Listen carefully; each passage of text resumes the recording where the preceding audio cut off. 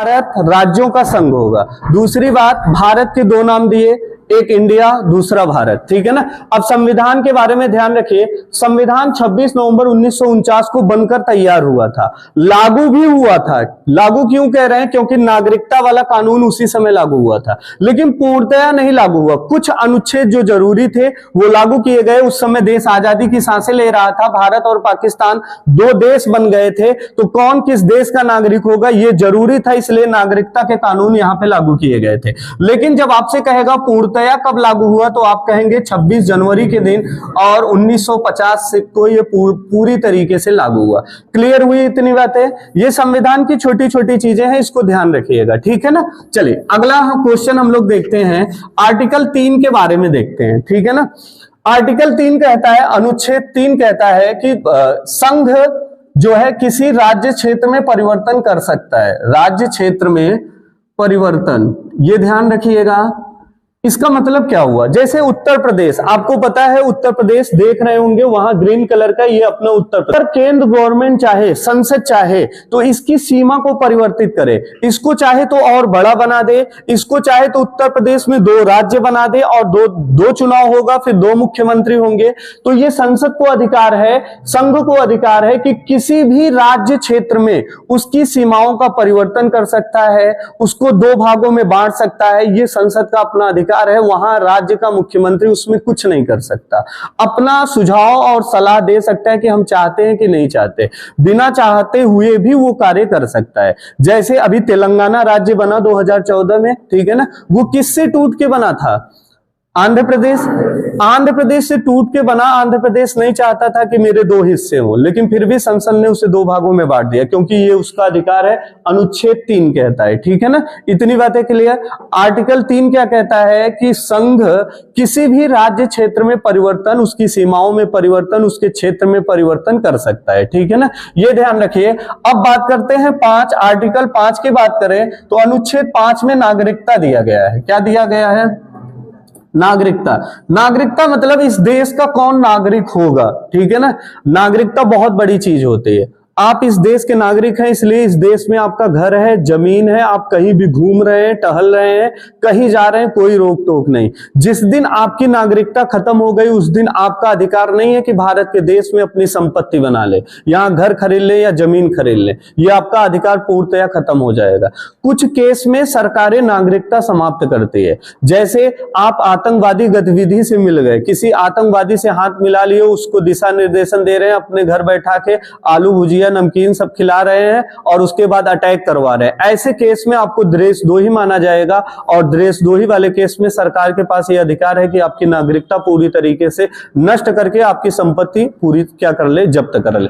ये आर्टिकल 5 कहता है, ठीक है ना। ध्यान से सुनिएगा, 5 से लेके 11 तक इन पूरे आर्टिकल, पूरे अनुच्छेद में नागरिकता की बात की गई है। ध्यान से समझिएगा, ठीक है ना।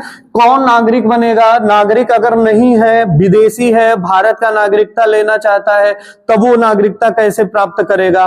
कोई व्यक्ति अगर विदेशी महिला से शादी कर लिया है तो उस महिला को नागरिकता कैसे दी जाएगी? या कोई व्यक्ति भारत को छोड़ के यहां से चला गया है, अब उसकी पीढ़ी दूसरे देश में रहती है, तो उसकी नागरिकता समाप्त होगी कि नहीं होगी? ये सारा प्रोसेस इसमें लिखा गया है, ये ध्यान रखिएगा आर्टिकल 5 में। ये 11 तक। अब इसके बाद जो हम पढ़ेंगे 12 से लेके 36 तक, ये क्या है? 35। 12 से 35 तक मौलिक अधिकार। मौलिक अधिकार ये बहुत महत्वपूर्ण है। अगर आपसे अनुच्छेद पूछा तो 70% चांस है कि इसी पार्ट से पूछने वाला है, ठीक है। क्यों पूछेगा? क्योंकि इसमें जितनी भी बात लिखी गई है 12 से लेके 36 तक, ठीक है ना। 12, 13, 2 को छोड़ के 14 से लेके पूरा 36 तक जितनी भी बातें लिखी जाएंगी वो केवल आपके लिए लिखी जाएंगी और राज्य को ये निर्देश दे दिया जाएगा, ठीक है ना, कि आप इस प्रकार के कार्य नहीं कर सकते। 1 मिनट, ठीक है ना।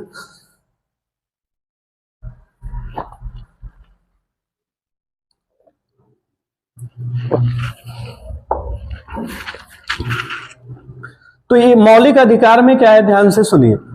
मौलिक अधिकार आपके लिए व्यक्तिगत दिया गया है। हर एक व्यक्ति का ये पर्सनल अपना अधिकार है। इसको अगर राज्य का मुख्यमंत्री भी चाहे तो कभी छीन नहीं सकता। वो अधिकार क्या है आपको पता होना चाहिए, ठीक है ना। इसमें मुख्यतः 6 प्रकार के अधिकार आते हैं, मैंने आपको बताया। पहला क्या है, समानता या समता का अधिकार, ये कहां से कहां तक है, 14 से 18। दूसरा क्या है, स्वतंत्रता का अधिकार, ये कहां से है, 22। इसके बाद क्या है, शोषण के विरुद्ध अधिकार, ये कहां है, 23-24। इसके बाद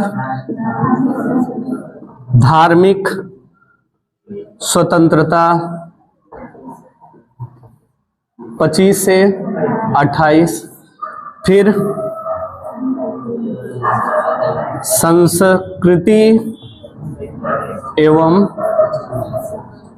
शिक्षा का अधिकार, ये कहां तक है, और चौथा इधर मैं लिख, वो कितने हुए, 5 हो गए ना, संवैधानिक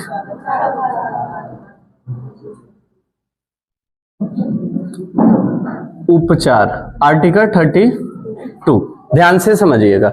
अब मैं ये लिखा क्यों हूं, ध्यान से समझिए। अब मौलिक अधिकार में मुख्यतः आपको ये 6 प्रकार के स्वतंत्रता दी जाएगी, ठीक है ना। पहली चीज समानता, प्रत्येक व्यक्ति की समानता की बात की जाएगी। अब समानता में क्या क्या है, एक एक आर्टिकल में खोलने जा रहा हूं, ध्यान से समझिएगा, ठीक है ना, ध्यान से समझिएगा। इसमें क्या होगा, सबसे पहले समानता का अधिकार है, समानता मतलब बराबरी की बात करेगा। अब 14 से 18 तक हम आपको जितना भी चीजें बताएंगे वो पूरा का पूरा बराबरी का मतलब एक दूसरे के प्रति समानता का जिक्र करेगा। ध्यान से समझिए, आर्टिकल 14 क्या कहता है, विधि के प्रति समक्ष समता या समानता, मतलब कानून सबके लिए बराबर होगा। पहली बात क्या लिखा, कानून सबके लिए बराबर। कहेंगे सर जी आपने बताया कि ये 12 से लेके 35 तक है, 12 और 13 आपने तो लिखा ही नहीं, वो इंपॉर्टेंट नहीं है। उसमें यही लिखा गया है 12-13 में। पहली चीज तो राज्य की परिभाषा बताया कि राज्य किसे कहा जाएगा, ठीक है ना। राज्य की परिभाषा के बाद राज्यों को निर्देश किया कि तुम नागरिकों के लिए ये काम कभी नहीं करोगे, कानून सबके लिए बराबर होगा। और कानून की देवी आप देखे होंगे, तराजू लेके खड़ी रहती है, आंख पे पट्टी बंधी रहती है, देखे हैं कि नहीं चित्र, वो यही कहता है कि मैं सबको बराबर तौलूंगी, कभी किसी के चेहरे, पद, पावर, पोस्ट और पोजीशन को देख के मैं कोई फैसला नहीं करूंगा। वो जज रहता है, कानून की देवी उन्हें कहा जाता है, जो तराजू लेके खड़ी रहती है, ठीक है ना। तो सबके लिए विधि के प्रति समता मतलब सबके लिए समान कानून होगा, ठीक है ना। जिसकी सजा मेरे लिए 10 साल है, जो मैं अपराध किया वो अपराध अगर देश का प्रधानमंत्री करेगा तो उसको भी उतनी सजा मिलेगी। अंतर बस इतना होगा कि जब तक वो संवैधानिक पद पे बैठा है तब तक उसे पुलिस टच नहीं कर सकती, जिस दिन पद से उतरेगा उस दिन उसको सजा दी जाएगी। ये संविधान का रूल है। संवैधानिक पद पे बैठे हुए व्यक्ति को कभी भी पुलिस अरेस्ट नहीं कर सकती, यहां तक कि आपके सांसद जो होते हैं उनको भी पुलिस अरेस्ट नहीं कर सकती जब तक लोकसभा का अध्यक्ष उसे इजाजत न दे कि हाँ फला व्यक्ति को आप पकड़िए, ठीक है ना। ये सारे कानून आपको पता होना चाहिए। तो जो भी कानून होगा, जो भी संविधान में नियम, कानून, सजा जो भी दिया गया वो सबके लिए क्या होगा, बराबर होगा। पहली बात ये कहा। आर्टिकल 15 में कहता है जन्म, लिंग और जाति इसके आधार पे विभेद नहीं किया जाएगा, निषेध की बात किया। ध्यान से सुनिए, आर्टिकल 15 कहता है, एक मूवी आई है आर्टिकल 15, उस मूवी को देखोगे तो इस पूरे आर्टिकल के बारे में आपको पता चलेगा, ठीक है ना। उसमें देखिए इसमें क्या लिखा, जन्म के आधार पे। जन्म का आधार क्या हुआ, जैसे बहुत सारे व्यक्ति हैं, ध्यान से समझिए, मुंबई में है, अच्छे अच्छे लेवल के हैं, अच्छे उद्योगपति हैं, अच्छी उनकी व्यवस्थाएं हैं। अगर बिहार राज्य का कोई व्यक्ति गया, अपना इंट्रोडक्शन देके बताया कि मैं बिहार राज्य से बिलोंग करता हूं, तो तुरंत कहेगा अरे बिहारी है यार, इसको बाहर करो। ये काम नहीं कर सकता, मतलब कि वो जहां जन्म लिया उस जन्म के स्थान के आधार पे आप भेदभाव नहीं कर सकते।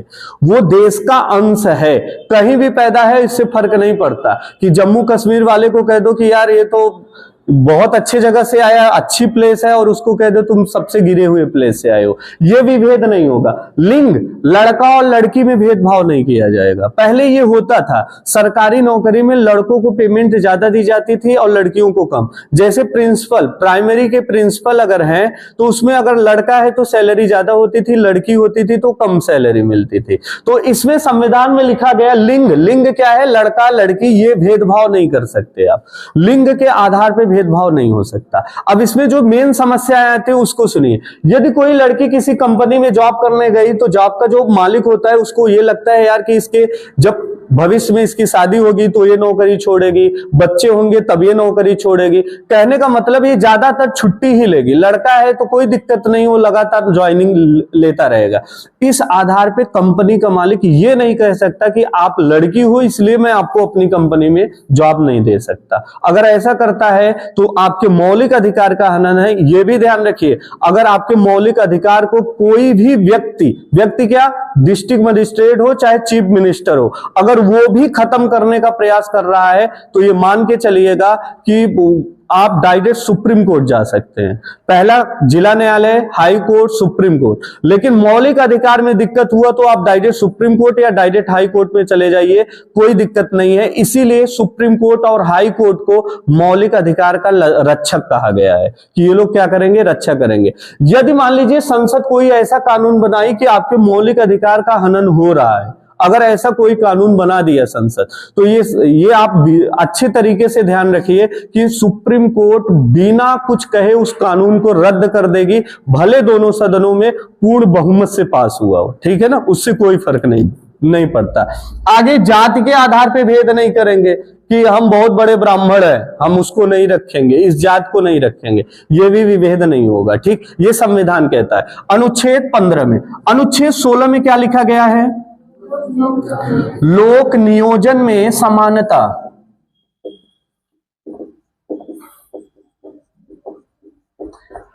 अनुच्छेद 16 कहता है लोक नियोजन में समानता। लोक नियोजन क्या है, ध्यान से सुनिए। ये जैसे मान लीजिए कोई भी लोक नियोजन मतलब सरकारी गवर्नमेंट जॉब, ठीक है ना, 10 पद खाली है, ठीक है ना।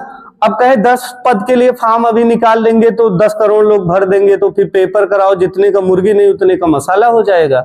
तो क्या किया जाए कि 10 आदमी को हम अपने रिश्तेदारी में बहुत बेरोजगार हैं, किसी को भर देते, नहीं, ऐसा नहीं कर सकते। वो 10 पद आपका खाली तब तक रहेगा जब तक विधिवत वो धीरे धीरे उसकी सीट बढ़ी, 1000 2000 हो गई, फॉर्म निकाला जाएगा और फॉर्म निकालने के बाद उन सीटों पे, रिक्त स्थानों पे भरा जाता है। एसएससी एक फॉर्म ऐसा निकालता है कि उसमें केवल एसएससी जॉब उसमें लिखा रहेगा। उस एग्जाम को पास करेंगे तो आपको भी नहीं पता होगा कि मैं किस डिपार्टमेंट में जाने वाला हूं। उसमें कई डिपार्टमेंट जहां जैसे 5 लोग रिटायर हो गए, कहीं 10, कहीं 20, कहीं 25, तो सबको मिला के 2000 3000 इकट्ठा होता है। पेपर करके सबको उसी क्राइटेरिया में भेज देते हैं कि तुम इस डिपार्टमेंट में चले जाओ, वहां नौकरी करो। लेकिन इसको अपने से आप नहीं भर सकते, अगर वहां के आप भले अधिकारी हैं। इसको भरने के लिए आपको विधिवत फॉर्म निकाला जाएगा, पेपर कराया जाएगा और कोई भेदभाव नहीं। पेपर अच्छे से चेक होगा और चेक होने के बाद जो योग्य उम्मीदवार होगा उसी को नौकरी दी जाएगी। जैसे 60,244 पुलिस की वैकेंसी आई है, ठीक है ना। अब जो अधिकारी ऊपर के आला अधिकारी बैठे हुए हैं वो चाहे तो 60,244 पद रातों रात भर दे, कोई दिक्कत नहीं है। लेकिन संविधान कहता है कि कोई व्यक्ति नहीं भरेगा, इसके लिए विधिवत व्यवस्था बनाई जाएगी, सबका पेपर होगा, जितने देश के नागरिक हैं सब फॉर्म भर सकते हैं। अगर आप 18 से 24 के बीच में आ रहे हैं तो आप फॉर्म डालिए, पेपर पास करेंगे, गवर्नमेंट आपको नौकरी देगी, वो मना नहीं कर सकती आपको। तो इसी को कहा गया लोक नियोजन में समानता की बात की गई है, ये ध्यान रखिएगा। आर्टिकल 17 क्या कहता है,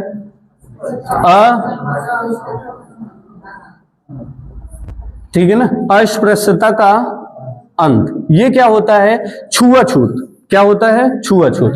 पहले अपने देश में जब अपना भारत देश आजाद हुआ तो इसकी समस्या सबसे ज्यादा थी, ठीक है ना। ऊंचे वर्ग के लोग निम्न जात के लोगों को छूना तक पसंद नहीं करते थे, ठीक, अपनी कुर्सी पे बैठाना तक पसंद नहीं करते थे, ठीक है ना। तो इस चीज को पूरी तरीके से समाप्त करने के लिए संविधान में एक आर्टिकल आया, आर्टिकल 70, अस्पृश्यता, मतलब छुआछूत का अंत होना चाहिए, ठीक है ना। कोई व्यक्ति, और इसमें ध्यान से समझिए, ये केवल अंत की बात नहीं किया, इसमें दो बात, इसमें दंडनीय अपराध भी कहा गया कि आप अगर ऐसा करते हैं तो आप मौलिक अधिकार का हनन नहीं कर रहे हैं, हनन के साथ साथ आपको जेल जाने की भी सजा सुनाई जाएगी, ठीक है ना।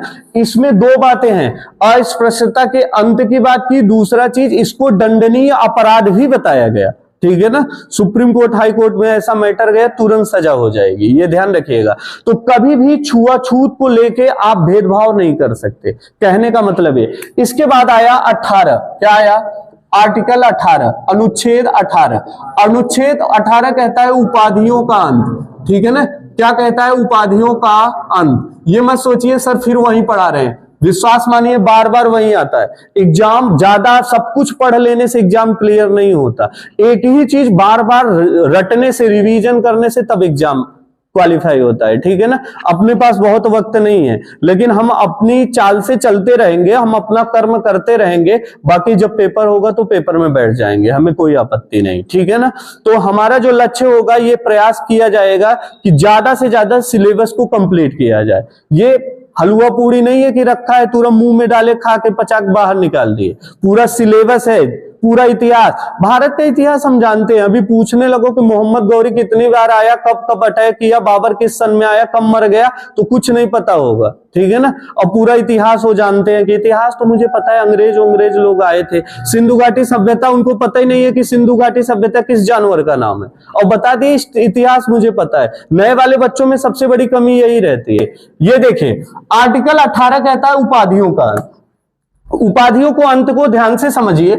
1954 की घटना है, ठीक है ना। 1914 में पद्म पुरस्कार दिए गए। आप जानते हैं सेना का सबसे बड़ा पुरस्कार परमवीर चक्र है, ठीक है ना। पूरे भारत का सबसे बड़ा पुरस्कार भारत रत्न है, ठीक। खेल का सबसे बड़ा पुरस्कार मेजर ध्यानचंद, ठीक है ना। मेजर ध्यानचंद खेल रत्न पुरस्कार का पुराना नाम क्या था, राजीव गांधी खेल रत्न पुरस्कार। ये सारी चीजें पता होनी चाहिए। अभी हाल ही में इसका नाम चेंज किया गया, राजीव गांधी से मेजर ध्यानचंद कर दिया गया। अनुच्छेद 18 कहता है जब ये पद्म पुरस्कार दिए गए, पद्म विभूषण, पद्म भूषण, बहुत लोगों को दोनों सेम लगता है, वही चीज दो बार बोले, दोनों में जमीन आसमान का फर्क है। पद्म विभूषण और पद्म भूषण ये पद्म अवार्ड कहे जाते हैं, ठीक। भारत रत्न के बाद यही सब पुरस्कार द्वितीय और तृतीय स्थान को रखते हैं। जब ये पुरस्कार दिया जाने लगा तो जिसको मिलता था वो अपने नाम के आगे, जैसे भारत रत्न अटल बिहारी वाजपेयी, भारत रत्न एपीजे अब्दुल कलाम, अब सचिन तेंदुलकर लिख दे भारत रत्न सचिन तेंदुलकर, ठीक है ना। अब लोग, वकील साहब पहुंच गए सुप्रीम कोर्ट में कि आप मौलिक अधिकार में कहते हैं उपाधियों का अंत। उपाधि होता क्या है पहले इसको समझिए। अंग्रेज क्या करते थे, अपने जिसको जानते कि ये मेरा विरोध कर सकता है, ठीक है ना, ये व्यक्ति मेरा विरोध कर सकता है, तो उसको क्या करते थे, खूब बड़ा सम्मान दे देते थे, गले उले मिला लेते थे ताकि वो विरोध भी न करे। जैसे महात्मा गांधी के, जानते थे महात्मा गांधी के पीछे पूरे भारत के लोग जाते हैं, ठीक है ना। तो महात्मा गांधी को मिलाने के लिए उन्होंने जैसे भारत में आए, आंदोलन शुरू नहीं हुआ कि केसर-ए हिंद की उपाधि, मतलब हिंद के सबसे बड़े पुरस्कार, उस समय चलता था केसर-ए हिंद, केसर-ए हिंद दे दिया। रविन्द्रनाथ टैगोर बहुत पढ़े लिखे आदमी थे, कविताओं में पूरे भारत का इतिहास गा देते थे और अंग्रेज कितना अत्याचार कर रहे हैं वो भी बता देते थे, तो उनको क्या दे दिया, सर रविन्द्रनाथ टैगोर, ठीक है ना। ऐसे उपाधियां दे देते थे कि जो पढ़े लिखे लोग हों वो मेरा विरोध ही ना करे, उसके बाद तो मैं राज्य करता रहूंगा। इसको कहते हैं कूटनीति, बुद्धि से लोगों को अपने पक्ष में रखना, ठीक है ना। तो अब जिसको देते थे तो उसको लगता था मैं अंग्रेज के बराबर हूं। अंग्रेज अपने ऑफिस में लिखते थे ना, Indian and dogs not allowed, मतलब कुत्ते और भारतीयों का अंदर आना मना है। ये क्यों लिखा करते थे, क्योंकि भारतीयों को कुत्ते के समान मानते थे वो लोग, ठीक है ना, इतनी सी बात थी। तो जो ये उपाधि पाता था उसको लगता था यार अब तो हम बुद्धिमानी में अंग्रेज के बराबर आ गए। अब वो भारतीयों को कुत्ता कहने लगता है, अरे तुम लोग क्या जानो यार अंग्रेज क्या चीज है, बहुत बड़ी हस्ती है अंग्रेज, ठीक। अंग्रेजों का गुणगान गाने लगते थे और अपने आप को अपने नाम के आगे जो उपाधि मिलती थी उपाधि लगा के ये बताते थे कि मैं सर हूं, मैं नाइटहुड की उपाधि पाया हूं, ठीक है ना, केसर हिंद की उपाधि लाया हूं। तो ये विकृतियां समाज में थी। एक आम इंसान को उस इंसान के पीछे अपने को निचला समझ में आता था, यार ये बहुत ऊंचा है, हम इससे बहुत निम्न है। ये भेदभाव ना आए तो इसलिए संविधान के निर्माताओं ने ये जो सर की उपाधि, नाइटहुड की उपाधि, ये सारी चीजें बंद कर दिया कि उपाधि अब नहीं चलेगा। अगर कोई अपने नाम के आगे सर लगाया तो गिरा गिरा के मारूंगा, ठीक है ना। ये सारा नियम बना दिया गया उस समय, गेट खोलो। तो उपाधियों का अंत कर दिया गया। लेकिन जब 1954 में ये पुरस्कार दिया गया, पद्म पुरस्कार, ठीक है ना, अब इसमें लोग भारत रत्न लिखने लगे, पद्म भूषण, पद्म विभूषण लिखने लगे अपने नाम के आगे। तब जो है सुप्रीम कोर्ट में मैटर गया कि उपाधियों का अंत था तो ये उपाधि इनको मिली कैसे, भारत रत्न की, ठीक है ना। तो सुप्रीम कोर्ट ने इस पे फैसला सुनाया था, वो बहुत इंपॉर्टेंट है। सुप्रीम कोर्ट ने कहा था उपाधि और सम्मान दोनों में जमीन आसमान का फर्क है। भारत रत्न सम्मान है, ये उपाधि नहीं है, ठीक है ना। ऐसे ही पढ़ाई में कहेंगे कि जो इंजीनियरिंग कर लेता है वो कहता है अपने नाम के आगे इंजीनियर लगाता है, जो डॉक्टरेट पढ़ता है वो अपने नाम के आगे डॉक्टर लगाता है, ठीक है ना। ये सारे प्रोसेस चलते हैं। तो सुप्रीम कोर्ट ने ये व्याख्या की कि शिक्षा, क्या शिक्षा और सम्मान, ठीक है ना, कोई पुरस्कार हो, इसमें क्या होगा, पुरस्कार, शिक्षा और पुरस्कार या सम्मान जो हुआ इसमें ये उपाधि के अंतर्गत नहीं आएगा, ठीक है ना। इसको उपाधि नहीं कह सकते। अगर हम अपने आप नाम के आगे डॉक्टर सूरज द्विवेदी लिखते हैं तो मैंने वो डॉक्टरेट की शिक्षा ग्रहण की है, ऐसा नहीं है कि वो मेरी उपाधि है। ऐसी शिक्षा ग्रहण करना कि उस शिक्षा के बदले आपको आपकी पहचान ही न मिले, बल्कि आपके माँ बाप को ये लगे कि मैंने सच में एक अच्छे पुत्र को पैदा किया है या पुत्री को पैदा किया, उनको शर्मिंदगी नहीं महसूस होनी चाहिए। तो उपाधि के अंतर्गत इसको नहीं लाया गया, इसको भी ध्यान रखिए। 1954 में इसकी शुरुआत हुई थी। ये मैंने बताया केवल समानता का अधिकार, जितने भी पॉइंट बताया सब में समानता की बात की गई। अब जो बात चलेगा वो स्वतंत्रता की अधिकार, स्वतंत्रता का अधिकार। अब जितने भी पॉइंट बताऊंगा सबको स्वतंत्र करने की बात बताऊंगा। इतनी बातें क्लियर है? फटाक से फोटो लीजिए, इसको मिटाता हूं। मिटा दें? yes,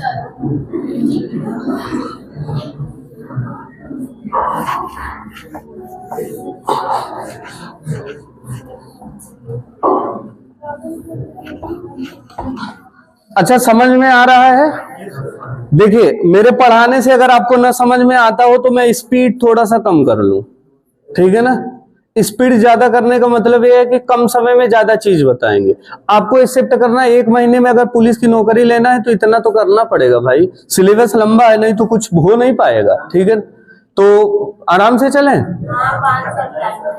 हाँ सही है, चलिए ध्यान से सुनिए। ये समानता का अधिकार पूरी तरीके से फाइनल, इसको एक एक अनुच्छेद, इसलिए बातें नहीं, क्या बात हो रही पीछे से, आवाज ना आए, ध्यान रखिए, दिमाग ना खराब हो, अच्छे से चल रहा है चलने दीजिए। देखिएगा, ये इसलिए बता रहा हूं कि आपका मौलिक अधिकार है। एग्जामिनर ये देखना चाहता है आपको अपना अधिकार पता है कि नहीं। जब आपको अपने नहीं पता होगा तो दुनियादारी आपको कहां से पता चलेगा, ठीक है ना। इसलिए वो ज्यादातर मौलिक अधिकार से क्वेश्चन पूछता है, अनुच्छेद ही नहीं, हर एक चीज। 4 ऑप्शन देगा, निम्नलिखित में से कौन सा मौलिक अधिकार नहीं है। 4 ऑप्शन दे दिया, कुछ डीपीएसपी के दे दिए, ठीक, मौलिक कर्तव्य के दिए, और कुछ उसमें मौलिक अधिकार का पॉइंट डाल दिया। उसी को सत्य जो है उसी को पकड़ना रहता है। ऐसे भी क्वेश्चन बनता है, बताऊंगा मैं आपको, बाकी सब कुछ बहुत बताया हूं। अब स्वतंत्रता की बात करते हैं। 19 से लेके 22 तक है, ध्यान रखना इसमें 19 बहुत इंपॉर्टेंट है, ठीक है ना। 19 क्यों इंपॉर्टेंट है ये ध्यान से समझिएगा। इसमें 19 में आपको टोटल 6 प्रकार की स्वतंत्रता दी गई। कितनी प्रकार की? 6 प्रकार की स्वतंत्रता। अब ध्यान रखिए, आपको संविधान क्या क्या देता है, ध्यान से सुनिए। स्वतंत्रता आपकी है कि बोलने की स्वतंत्रता।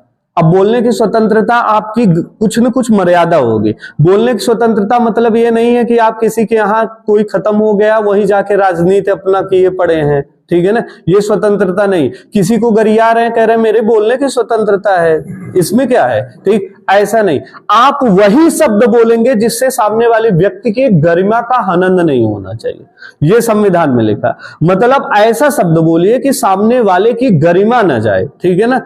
इसीलिए आपको यह अधिकार है कि चुनाव जब चलता है उस समय देश के प्रधानमंत्री के खिलाफ भी बोल सकते हैं, ये संविधान आपको अधिकार दिया नहीं तो ये लोग तुरंत जेल में बंद करके इतना पिटवा दे, दोबारा बोलोगे नहीं, ठीक है ना। फिर अपनी कहानी बताओगे कैसे मार खाए थे जेल में, फिर आगे बोलोगे नहीं, क्या बोलेंगे आप। तो ये ध्यान रखिएगा, ये बोलने का अधिकार संविधान आपको दिया है। बोलने का अधिकार हो गया, कहीं भी रहने का अधिकार, जहां मनो गए मुंबई कमाते कमाते फ्लैट लेके वहीं रहने लगे, ये संविधान अधिकार, ये आर्टिकल 19 के तहत आपको मिला है, ठीक है ना। प्रेस की स्वतंत्रता आपको दे दिया, मतलब आप रिपोर्टर बन गए, जहां जो मन हो रहा है, गड्ढा देखे नहीं कि तुरंत निकाल दे न्यूज में कि यहाँ सड़क पे गड्ढा है, ऐसा हो गया है, ठीक है ना। चौथा स्तंभ होता है पत्रकारिता। पूरे भारत में जितने भी महत्वपूर्ण पद हैं उसमें से चौथा पद आता है पत्रकारिता का, और उसकी ऐसी की तैसी कर दी है। बंदूक से ज्यादा ताकत पत्रकार के कैमरे में होती है, ये ध्यान रखिएगा। देखिए अब बात करते हैं 19 में 6 प्रकार की स्वतंत्रता। इसमें जो जितनी भी बातें हैं, बोलने की, खाने की, पीने की, ठीक है, चुप रहने की, सब स्वतंत्रता है। सोने की स्वतंत्रता है, ठीक है ना। आप सो रहे हैं, आपके माता पिता उठा दिए तो आप केस कर दीजिए, ठीक है ना, संविधान आपको इजाजत देता है। रामदेव ऐसे ही थे, जो है अनशन कर रहे थे, रात में सो रहे थे, पुलिस गई लाठीचार्ज कर दी, लगी मारने उनको, चले गए सुप्रीम कोर्ट कि सोने का मेरा मौलिक अधिकार होना चाहिए, हमको पीट पाट दिया गया, हम सो रहे थे। सुप्रीम कोर्ट का सही बात है, सोना ये व्यक्ति का मौलिक अधिकार है, तुम होते कौन हो लाठीचार्ज कराने के लिए। पूरा का पूरा सरकार भंग कर दिया था। ऐसे ऐसे भारत में सुप्रीम कोर्ट आपके हक के लिए लड़ता है, ठीक है ना। ध्यान से समझिए, ये 19 हुआ। आर्टिकल 20 कहता है, 20 में क्या है, दोष सिद्ध के लिए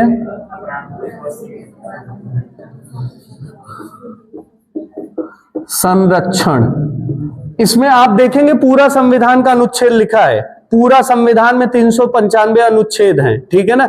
मूल संविधान में भी 395 थे, संख्या की दृष्टि से 495 के ऊपर चले गए, ठीक। वर्तमान में 495 ज्यादा है, लेकिन संख्या की दृष्टि से 395 जितना था ए बी सी करके जोड़ा गया, जैसे अभी मैं दिखाता हूं, ठीक है ना।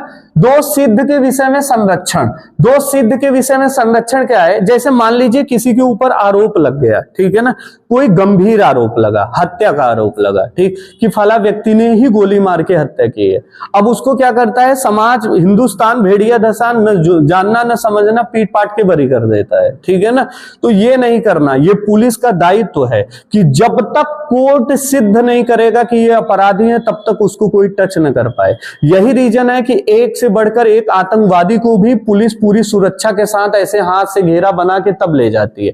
क्यों ले जाती है, क्योंकि उसका ये अधिकार है, इसको संविधान अधिकार दिया कि जब तक कोर्ट ये नहीं सिद्ध करेगा कि सच में ये अपराधी है, तब तक उसे अपराधी नहीं माना जा सकता। इसीलिए उसका मुंह भी छिपा दिया जाता है। आप देखते होंगे अपराधी गंभीर मुकदमे में रहता है तो उसका मुंह छिपाया जाता है, इसीलिए छिपाया जाता है कि मान लो ये अपराधी न हो, कोई जानबूझ के इसको फंसाया हो, तो भविष्य में ये जब समाज के बीच जाएगा कहेंगे ये वही है जो दिल्ली में बलात्कार किया था। इससे क्या होगा, उसकी गरिमा का हनन होगा। और हमारे प्रस्तावना में लिखा है कि बंधुत्व और गरिमा, इसका विशेष ध्यान दिया जाएगा, ठीक। बंधुत्व शब्द फ्रांस की क्रांति से उत्पन्न हुआ था, ये क्वेश्चन बन चुका है, ध्यान रखिएगा, ठीक। तो जब तक दोष सिद्ध नहीं होगा तब तक उसकी सुरक्षा।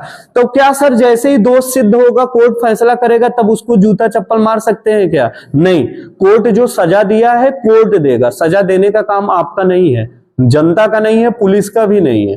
हाँ, कुछ विशेष परिस्थिति में, कुछ जैसे पुलिस कोई चीज आपसे लेना चाहती है जानकारी, उसको लगता है कि ये झूठ बोल रहा है, सही जानकारी नहीं दे रहा है, तब वो क्या करेगा, पुलिस आपको मारकर वो चीजें पूछ सकता है, ठीक है ना।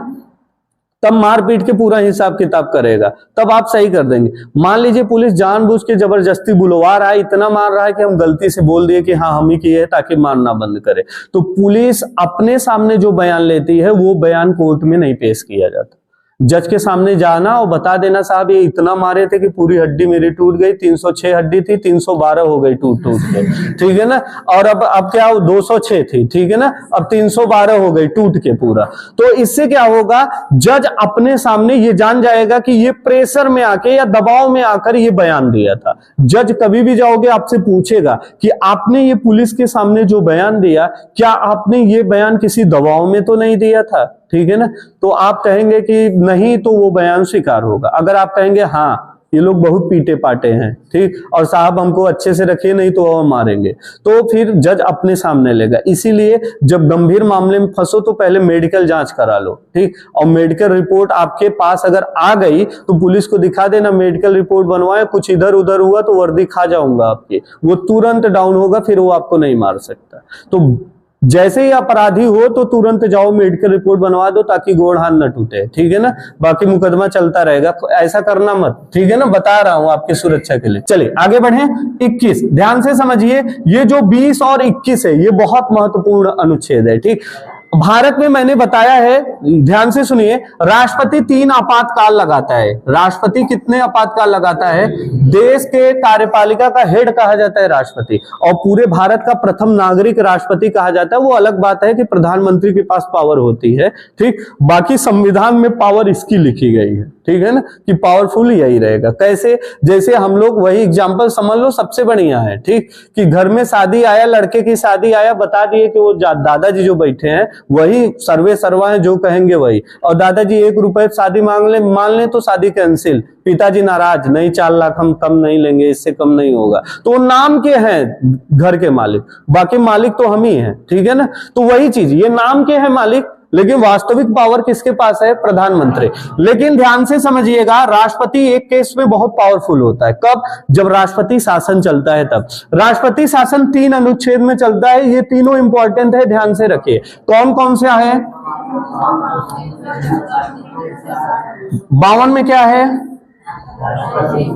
राष्ट्रपति शासन। 56 में आपात, इसमें वित्तीय आपात। ये क्या है? जब कोई राज्य का मुख्यमंत्री संविधान के अनुसार कार्य नहीं कर रहा है तो राष्ट्रपति वहां राष्ट्रपति शासन चलाएगा और खुद शासन करना शुरू कर देगा, ठीक है ना। इसी को कहते हैं राष्ट्रपति शासन। ये राज्यों में लगाया जाता है। ये क्या है? आपातकाल। जब पूरे देश में, मान लीजिए पाकिस्तान अटैक कर दिया या चाइना भारत के ऊपर अटैक कर दिया, जब पूरे देश में अटैक होगा तो उस समय भारत में कई राज्य हैं, 28 राज्य हैं। अब बीजेपी की सरकार केंद्र में बनी है, ममता बनर्जी दूसरे पार्टी के हैं, उत्तर प्रदेश में मान लो कोई दूसरा पार्टी है, ऐसे बिहार में दूसरा पार्टी, तो आपस में हम लोग भिड़े ना, वो कहे कि नहीं ये गलत वो गलत, ये तू मैं खींचातानी न हो पाए, इसलिए राष्ट्रपति पूरे सरकार को बर्खास्त कर देगा।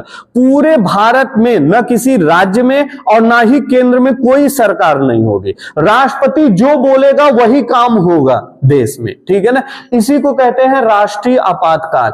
और जब ये आपातकाल लगता है तो जितने अधिकार बता रहा हूं सारा का सारा अधिकार धराशायी हो जाएगा। फिर तुम नहीं कहोगे कि ये मेरा मौलिक अधिकार है। जैसे 1 मिनट के लिए कहीं भी आप घूम सकते हैं भारत के किसी क्षेत्र में, ये आपका मौलिक अधिकार है, ठीक है ना। अब कोरोना काल में सबको बताया घर में रहना है, 2 गज की दूरी, मास्क जरूरी, आप बढ़िया मास्क बिना लगाए, मेरी स्वतंत्रता मैं लगाऊं चाहे न लगाऊं, मेरी स्वतंत्रता मैं घूमने जाऊंगा, ये नहीं कर सकते। जब देश विकट परिस्थिति में हो, ऐसे सिचुएशन में आपको देश के साथ रहना पड़ेगा, आपके सारे अधिकार नष्ट किए जाएंगे। और उसमें यह भी लिखा गया है कि जरूरत पड़ने पे सरकारी नौकरी वाले, जैसे ये वित्तीय आपात आप नीचे देख रहे, वित्तीय मतलब पैसा, पैसे की कमी अगर भारत में आ गई, ठीक है ना, पैसे की कमी आ गई तो फिर क्या होगा? सरकारी नौकरी वाले से काम कराएंगे, सैलरी भी नहीं देंगे। ये संविधान में लिखा है, लेकिन आज तक ऐसा कभी वित्तीय आपातकाल कभी नहीं लगा है। जब वित्तीय आपातकाल लगेगा ना तो फिर मेरी कोचिंग बंद हो जाएगी, सरकारी नौकरी वालों को सैलरी नहीं मिलेगा तो पढ़ने कौन आएगा, ठीक है ना।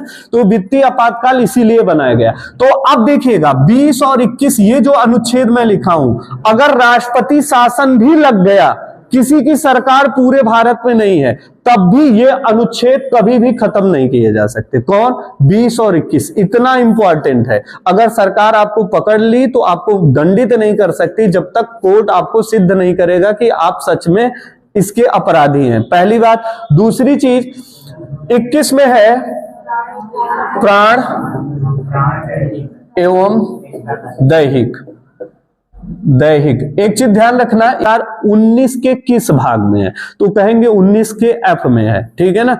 और फिर अगर आपसे पूछ लिया कि संपत्ति का अधिकार मूल संविधान में किस अनुच्छेद में था, तो आप क्या कहेंगे? मूल संविधान मतलब जब बना था तब आप कहेंगे 31 में है। कितने में है? 31।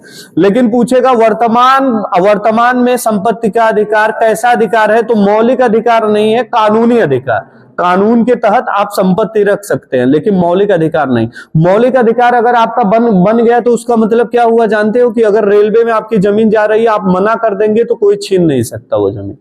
अब पता चला 2000 किलोमीटर रेलवे लाइन बिछी और यहाँ एक कमरा का जमीन आपका है, वहां पे कह रहे हैं हम नहीं जाने देंगे। अब उतना ब्रेक हो गया, पूरी पटरी का पैसा गया सरकार का, ठीक। तो इससे दिक्कत, विकास में दिक्कत आती थी। सबको मना लेंगे लेकिन कोई ना कोई टेढ़ुआ ही रहेगा, कहेगा हम जमीनें ही नहीं देंगे, हमको मुआवजा नहीं चाहिए, ठीक है ना। तो इसको मौलिक अधिकार से सुप्रीम कोर्ट ने बाहर किया कि अगर नहीं करूंगा तो फिर सड़क चौड़ी नहीं हो पाएगी, सब कहेंगे मेरी संपत्ति है मैं नहीं दूंगा। रेलवे लाइन नहीं बिछी जाएगी, सब कहेंगे मेरी संपत्ति मुझे मुआवजा नहीं चाहिए। तब इसको क्या किया गया? कानूनी अधिकार। अगर आपका कानूनी अधिकार है तो सरकार छीन सकती है, आप कुछ नहीं, आप चिल्लाते रहे कोई फर्क नहीं। लेकिन सुप्रीम कोर्ट कहती है अगर जनता का जमीन ले रहे हैं तो उस जमीन का मुआवजा मतलब जो मूल्य होगा उस मूल्य को अदा करना पड़ेगा आपको। इसीलिए गवर्नमेंट जमीन लेने के बाद आपको मुआवजा देती है, ठीक है ना। तो ये 19F में था, इसको खत्म किया गया। 31 में था, खत्म किया गया। कौन से संविधान संशोधन के बाद खत्म किया गया? 44वां संविधान संशोधन। ये कब हुआ? 1978। ये ध्यान रखिएगा, ये क्वेश्चन बहुत पूछेगा, किस संविधान संशोधन द्वारा ये हटा, ठीक है ना। और अब वर्तमान में कहां है? अनुच्छेद 300A में है। जहां ABCD दिखने लगे समझ जाना ये संविधान संशोधन वाला चल रहा है हिसाब किताब, ठीक। तो 21 में करता है प्राण एवं दैहिक अधिकार। ये देखिए, प्राण एवं दैहिक अधिकार क्या है कि आपको रहने की अच्छी आजादी होनी चाहिए। जैसे आप जहां रहते हैं वहां पे पता चला सरकार ने एक फैक्ट्री डाला, उस फैक्ट्री से इतना धुआं निकलता है कि आपकी लाइफ धीरे धीरे कम हो रही है, वो 100 सिगरेट के बराबर है, ठीक है ना। धूम्रपान के बराबर वो धुआं इतना जहरीला है। तो आपका अधिकार है, डायरेक्ट सुप्रीम कोर्ट में जाइए, केवल आपकी जिंदगी के लिए वो फैक्ट्री बंद कर दी जाएगी। ये आपका मौलिक अधिकार है, ठीक है ना।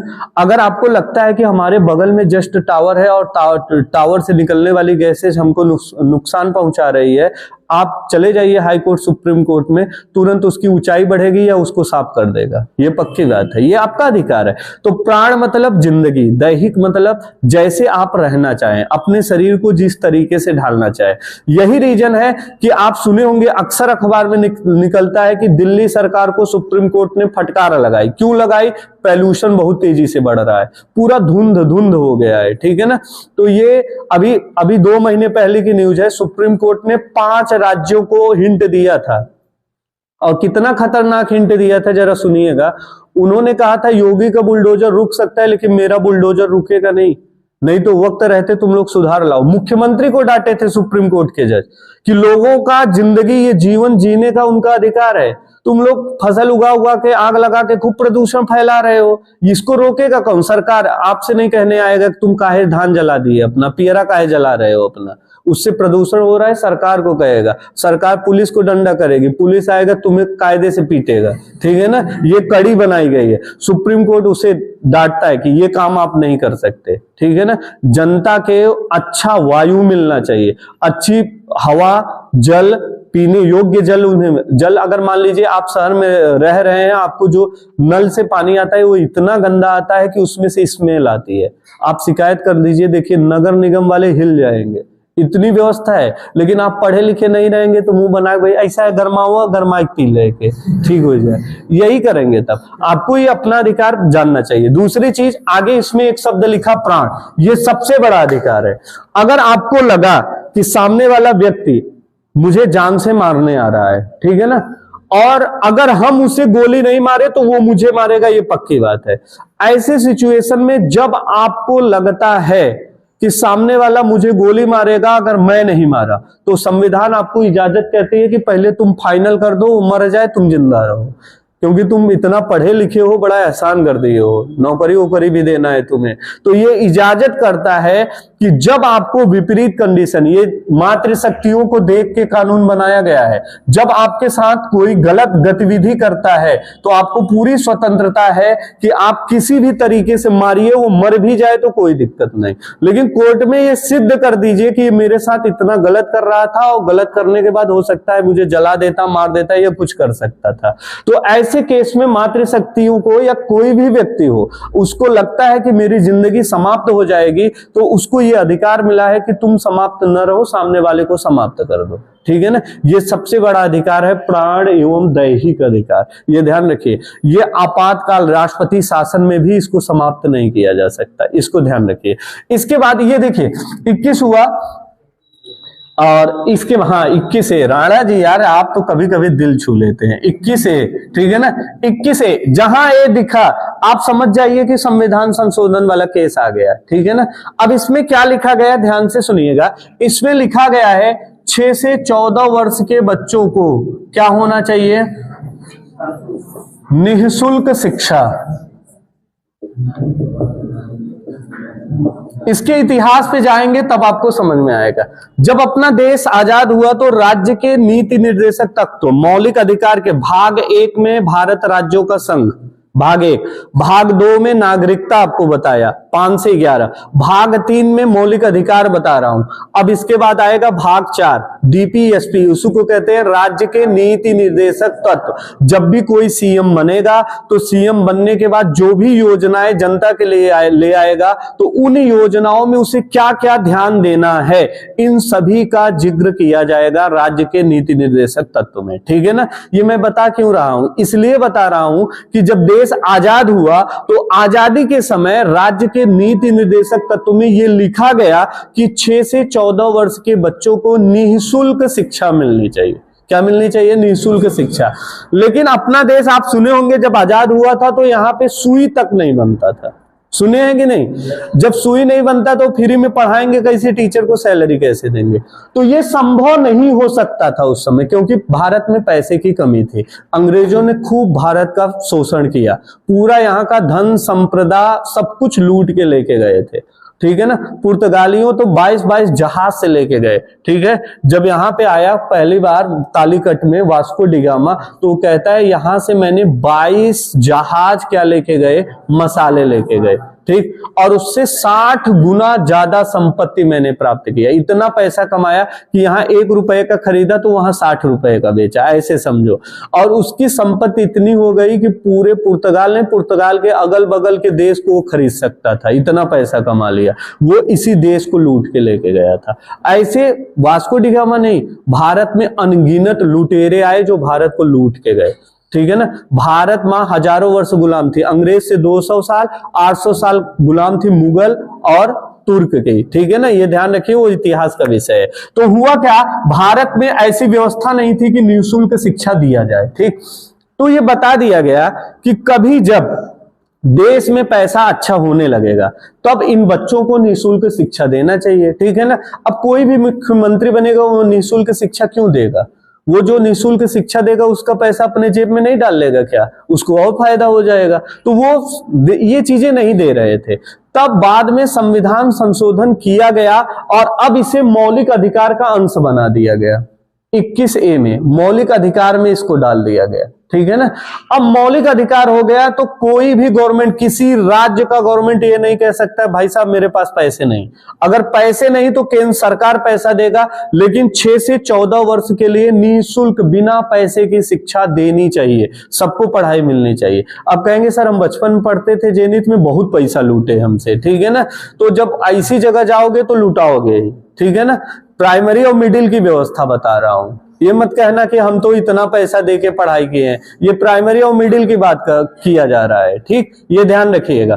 तो अब क्या करेंगे, 21A में हर राज्य ये व्यवस्था करता है कि अपने नागरिकों को निःशुल्क शिक्षा, एक एक व्यक्ति को शिक्षा मिले। ये इसीलिए जहां पे जनसंख्या कम है, न के बराबर, कहीं भी चले जाओ वहां पानी और सड़क नहीं मिलेगा, लेकिन प्राइमरी और मिडिल जरूर मिलेगा। दिखता है कि नहीं दिखता, इसीलिए दिखता है कि हर एक व्यक्ति को ये अधिकार होना चाहिए, हर एक गांव में जाओगे तो गांव के आसपास 2-3 गांव के बीच एक प्राइमरी मिडिल आपको दिख जाएगा। वो इसीलिए बनाया गया कि इनको निःशुल्क शिक्षा मिले, ये संविधान कहता है, ठीक है ना। इतना इंपॉर्टेंट है ये। आप किस में देखेंगे?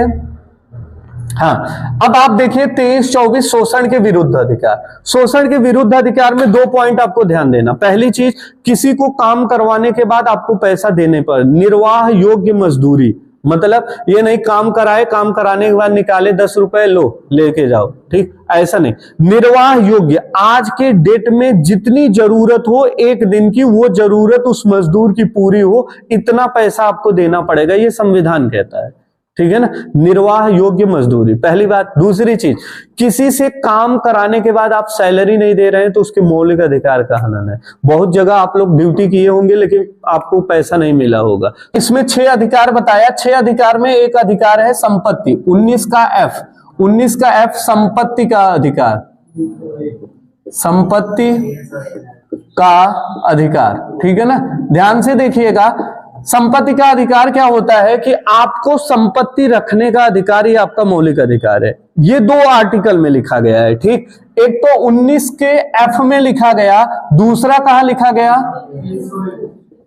31, 300 वो बाद में संशोधन के बाद, ठीक। 31 में भी संपत्ति का अधिकार लिखा गया है। ध्यान से देखिए, इस पूरे अनुच्छेद में मैं जहां लिखा हूं 25 से 28 तक, 29 से 30 तक, फिर यहां देखिए 32 लिखा था, संवैधानिक उपचारों का अधिकार 32। 31 का जिक्र मैंने कहीं नहीं किया था, क्योंकि अब ये संविधान से हटा के इसको कानूनी अधिकार 300A में कर दिया गया। ये कानूनी अधिकार बन गया। ये क्वेश्चन आपसे पक्का पूछेगा, संपत्ति का अधिकार। तो शोषण के विरुद्ध अधिकार मतलब आप कभी भी काम कराने के बाद सैलरी देना पड़ेगा, केवल भोजन पे नहीं। ये नहीं कह सकते सुबह भी खिलाए थे शाम को भी और दोपहर में बेड पकौड़ा जो खाए रहे हो का हो, ये सब नहीं चलेगा। वो काम आप करा रहे हैं तो काम का पैसा देना पड़ेगा, ठीक है ना, ये ध्यान रखिए। इसके अलावा बालात श्रम पे रोक, क्या बोला? बालात श्रम पे रोक। बालाश्रम, बालाश्रम क्या है? कोई भी व्यक्ति है, कोई भी लड़का है, छोटा है, अनुभव विहीन है, उसको आप खतरे वाले काम में नहीं लगा सकते। यहां खतरनाक काम, जैसे फैक्ट्री है, ठीक है ना। अब मान लीजिए टावर बनाने वाली कोई कंपनी है, टावर बनाती है, ठीक है, 12 साल लड़के को चढ़ा दिया है ऊपर, ठीक है ना। वो तो भाई छोटा सा है, चंचल है, चढ़ता चला गया, लेकिन उसको अभी अनुभव नहीं है कि वहां से नीचे आएंगे तो फिर कहां जाएंगे, ये उसको नहीं पता है। वो तो आप जानते हो स्वर्ग में जाएगा कि नरक में जाएगा, ठीक। तो ऐसे मतलब जहां खतरनाक काम हो, उस खतरनाक काम में बच्चों को नहीं लगाया जा सकता, ठीक है ना। छोटा मोटा काम चल जाता है, जैसे सब्जी मंडी में लगवा सकते हो, ठेला उसको दे सकते हो, ये भी अधिकार नहीं है, लेकिन इतना पुलिस वो कर देती है, चलो कोई बात नहीं, अपने परिवार का हेल्प कर रहा है। लेकिन फैक्ट्री वगैरह में अगर देखा, पुलिस तुरंत ढूंढती रहती है, तुरंत जाएगी, बेटा आधार कार्ड दिखाओ, 18 से कम, फैक्ट्री वालों को 2 लाख रुपए का फाइन मारना।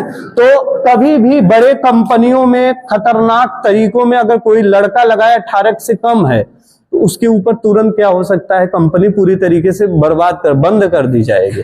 इसीलिए कंपनियां कभी भी छोटे बच्चों को नहीं देती, वो जानती है काम ज्यादा करेगा, फिर भी नौकरी नहीं देगी कि एक बार फंसेंगे तो जितना कमाए सब लिपा जाएगा इसी में, ठीक है ना। तो ये शोषण के विरुद्ध अधिकार, ठीक।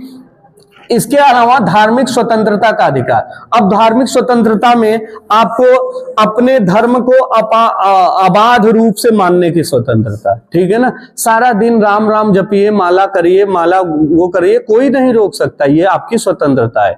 अभिव्यक्ति की स्वतंत्रता, अभिव्यक्ति क्या होती है? मैं हिंदू धर्म का हूं और मैं दिखाना चाहता हूं, कोई मेरा शकल देखे वो जान जाए मैं हिंदू धर्म का हूं, तुरंत चंदन लगा लूंगा, पीछे खूब बड़ी सी इतनी बड़ी चूंदी रख लूंगा, ठीक है ना, वो जान जाएगा ये हिंदू धर्म का व्यक्ति है, ठीक है ना। या हम धार्मिक कपड़े पहन के चल दे तो ये पता चलेगा हिंदू धर्म का, जैसे राम राम ओम ओम महाकाल लिखा है तो ये पता चलेगा फला व्यक्ति हिंदू धर्म का है। अब मुसलमान है, उसको अपना धर्म दिखाना, अभिव्यक्ति, अभिव्यक्ति मतलब बिना बोले अपनी परिचय देना, अभिव्यक्ति की स्वतंत्रता यही होती है, ठीक है ना। अब जैसे मुस्लिम धर्म वाला है, सफेद टोपी लगा लिया, कुर्ता पहन लिया, आप तुरंत दूर से देखेंगे ओ ये तो मुसलमान है, ठीक है ना, आप उसको जान लेंगे। लेंगे। तो अभिव्यक्ति की स्वतंत्रता देता है, किसी भी धर्म को मानना है। आपको हिंदू नहीं पसंद आ रहा है, बौद्ध में जाइए, बौद्ध नहीं पसंद आ रहा है, सिख में जाइए, सिख नहीं आ रहा है, हिंदू में आइए, कोई पसंद ना आए तो मुसलमानों में यानी इस्लाम में चले जाइए, ठीक है ना। और वहां से जब उनका कानून पढ़ेंगे तब आपको पता चलेगा यार हिंदू धर्म बहुत अच्छा था, ठीक है ना। तो आपकी पूरी स्वतंत्रता, जिस धर्म में जाना चाहे उस धर्म में जा सकते हैं, पहली चीज। दूसरी बात इसमें कहा है, ध्यान से सुनिएगा, जैसे अल्पसंख्यकों के हितों का संरक्षण आर्टिकल 30 कहता है, ठीक, अनुच्छेद 30 कहता है, मोस्ट इंपॉर्टेंट है, ध्यान रखिए। आर्टिकल 30 कहता है अल्पसंख्यक, अल्प मतलब कम, छोटा, ठीक है ना, अल्प मतलब बहुत ही कम, ठीक है ना। तो अल्पसंख्यक मतलब संख्या में जो बहुत ही कम हो। जैसे भारत में अल्पसंख्यक ईसाई है, पारसी है, ठीक है ना, यहूदी है। अब इन लोगों को ढूंढने जाओ, ईसाई लोगों को ढूंढने जाओ तो ऐसे इक्का दुक्का मिलेंगे, वो भी शहर में मिल गए तो मिल गए, ठीक है ना, नहीं तो नहीं मिलते। सिख को ढूंढने जाओ कहीं जल्दी नहीं मिलेंगे, पंजाबी में दिखेंगे, ठीक है ना।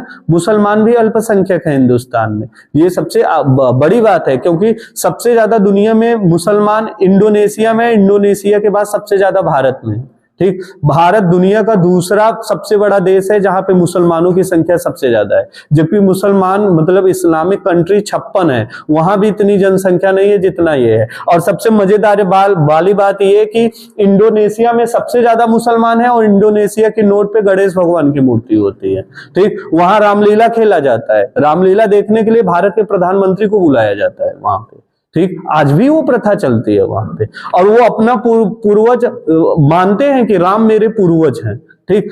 अभी 2 साल पहले इंडोनेशिया की पहली राष्ट्रपति महिला थी, ठीक है ना, उन्होंने 1 लाख लोगों के साथ अपना धर्म परिवर्तित करके हिंदू धर्म में वो किया, ठीक है ना, अपनी इच्छा स्वेच्छा से चला। तो जो ऐसे हैं जिनकी संख्या बहुत ही कम है, अल्पसंख्यक है, ठीक है ना, जिनकी संख्या बहुत ही कम है, ऐसे लोगों को, ठीक है ना, अपने धर्म की शिक्षा व्यवस्था खोलने की है, प्रचार करने की इजाजत सबके लिए है। वो अपनी शिक्षा व्यवस्था, जैसे मदरसा क्या है, अपने धर्म, अपने उनके इस्लाम धर्म में उर्दू चलता है, उर्दू का ज्ञान जहां दिया जाए वो मदरसा होता है, ठीक है ना। ऐसे हिंदू धर्म में संस्कृत विद्यालय चलाए जाते हैं। संस्कृत क्या है, हिंदू धर्म की जननी कहा जाता है, संस्कृत भाषा देवों की भाषा है, ठीक है ना। तो ऐसे लोग अपने धर्म के प्रचार करने हैं तो कुछ भी कर सकते हैं, और इसी में दुरुपयोग होता है। विदेश से पैसा आके यहाँ मदरसे में बंदूक और बम निकलता है और गोली चलता है, ये दुरुपयोग है, ठीक है ना। ऐसा नहीं होना चाहिए, जिस कार्य के लिए पैसा आया वही होना चाहिए, और ये कार्य की स्वतंत्रता अपना संविधान देता है। लेकिन इसमें एक चीज नहीं है, क्या, जैसे तुम्हें लगता है कि तुम बौद्ध, तुम्हें जो है हिंदू धर्म पसंद है, या हिंदू धर्म से तुम नाराज हो के तुम बौद्ध में जाना चाहते हो, ठीक है ना। भारत में कुछ ऐसे वर्ग हैं जिनको आज समस्या है, वो हिंदू से अलग होकर बौद्ध में जुड़ना चाहते हैं, लेकिन सामाजिक गतिविधि ऐसा है कि वो नहीं जुड़ पाएंगे। बौद्ध होंगे समझे में, न हिंदुए में रह जाएंगे न बौद्ध में रह जाएंगे। वो क्रियाकर्म कैसे करें वो भी नहीं समझ में आएगा, शादी विवाह कैसे करें वो भी नहीं फिक्स होता। तो सामाजिक बंधन है। अगर मान लीजिए आपको हिंदू धर्म नहीं पसंद, आप बौद्ध धर्म में जाना चाहते हैं, आपकी स्वतंत्रता है, जा सकते हैं, आपको कोई नहीं रोक सकता। लेकिन आप जाते समय 2-4 लोगों को ज्ञान दे के उनको भी कन्वर्ट कर रहे हैं बौद्ध में, तब आप गलत हैं, आपको सजा होगी और आजीवन कारावास है इसके लिए। समझ में आया? आप खुद बनना चाहे तो बन जाए, लेकिन दूसरे को ज्ञान न दे। आपको हिंदू बनना है, हिंदू बन जाए, लेकिन ये ज्ञान ना दे कि हिंदू इतना। हाँ, आप ये बताइए, अपने धर्म की बड़ाई कर सकते हैं कि हमारे हिंदू सनातन धर्म है, पुराना धर्म है, ये चीजें हैं, इतनी वैज्ञानिकता है। आप ऐसे बौद्ध का करिए, इस्लाम का करिए, अपना गुणगान करिए, लेकिन किसी को प्रेशर डाल के आप उसका धर्म परिवर्तित नहीं कर सकते। अगर ऐसा आप करते हैं तो आप अपराधी माने जाएंगे। ये धार्मिक स्वतंत्रता में बताया गया, ठीक है ना। शिक्षा एवं संस्कृति का अधिकार। अब शिक्षा और संस्कृति मतलब प्रत्येक बच्चे को पढ़ने का अधिकार है। संस्कृति होता है जैसे 30 त्योहार, कुंभ मेला, ठीक है ना। अब कुंभ मेला मान लीजिए कोई उत्तर प्रदेश का मुख्यमंत्री मुस्लिम बन गया, ठीक है ना। अब उसको क्या लेना देना कुंभ मेला है क्या नहीं। अब वो कहेगा ऐसा है, यहाँ पे 2-4-5 करोड़ लोग नहाने आते हैं, फालतू में 70,000 पुलिस लगती है, 40,000 सफाई कर्मी लगती हैं, पूरा रोड बनवाओ, ये करो वो करो, सरकार का हजारों करोड़ रुपए खर्चा होता है। ये सब फालतू टिटिम्मा क्यों करें, इसको पूरी तरीके से समाप्त। आज के बाद कुंभ मेला नहीं चलेगा, ये कार्य नहीं कर सकता। मौलिक अधिकार में लिखा संस्कृति क्या होती है, कोई एक काम हम कर रहे हैं, हमारे बाद मेरा बेटा शुरू किया वो काम, मेरे बेटे के बाद मेरा नाती, और ये ऐसे चलते चलते 8-10 पीढ़ी वो काम लगातार कर रही है। तो जब मैं शुरू किया था तो मेरी विचारधारा हो सकती है, ठीक है ना, या मेरे द्वारा शुरू किया गया था, लेकिन जब लगातार मेरी पीढ़ियां फॉलो करती चली आई तब वो संस्कृति बन जाता है, ठीक है ना, संस्कृति का हिस्सा हो जाता है। ये कुंभ मेला आज से नहीं चल रहा है, हजारों साल पहले से चल रहा है। ये संस्कृति भारत की संस्कृति है, इसको कोई भी गवर्नमेंट खत्म नहीं कर सकता, ये मौलिक अधिकार है, ठीक। कुंभ मेला का आयोजन सरकार को कराना ही पड़ेगा, पैसे खर्च करने ही पड़ेंगे। चीफ मिनिस्टर ये नहीं कह सकता कि ये फालतू काम है, इससे कुछ नहीं होगा, गंगा नहाने से तुम पवित्र होते तो गंगा में 2-4 दिन डूबे रहते, वहीं से स्वर्ग पहुंच जाते, बाहर आने की जरूरत ही न रहती।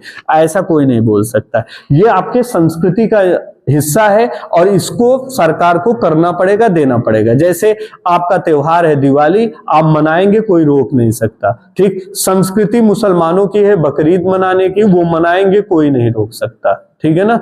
बुद्ध पूर्णिमा के दिन सबसे पवित्र माना जाता है बौद्ध का, तो वो मनाएंगे, उसको कोई नहीं रोक सकता। ये संस्कृति का हिस्सा है। और शिक्षा तो आप जानते हैं, आपका पढ़ाई का हक है। अगर आपके माता पिता आपको पढ़ने नहीं दे रहे हैं तो आप कोर्ट का सहारा ले सकते हैं, ठीक है ना। वैसे इसमें सहारा नहीं लेंगे। अभी शादी ब्याह करना हो तो खूब सहारा लेंगे कोर्ट में जाके, इसमें सहारा लेना चाहिए कि मुझे पढ़ना है, मुझे आगे बढ़ना है, ठीक है ना। इसके बाद आता है संवैधानिक उपचारों का अधिकार। मैं ज्यादा तो नहीं पढ़ा रहा हूं, टाइम ओवर, ठीक है ना। एक अनुच्छेद देखो 32, संवैधानिक उपचारों का अधिकार। संविधान के जनक डॉक्टर भीमराव अंबेडकर हैं, ठीक। अंबेडकर जी ने इस अनुच्छेद को क्या बताया था, संविधान की आत्मा। अगर पूछेगा डॉक्टर भीमराव अंबेडकर के हिसाब से, बुद्धि से, संविधान का कौन अनुच्छेद पूरे संविधान की आत्मा होगी, तो आप क्या कहेंगे, अनुच्छेद 32। अब इसके बारे में कल बताएंगे, नहीं तो फिर 3 घंटे यही चलता रहेगा, ठीक है ना।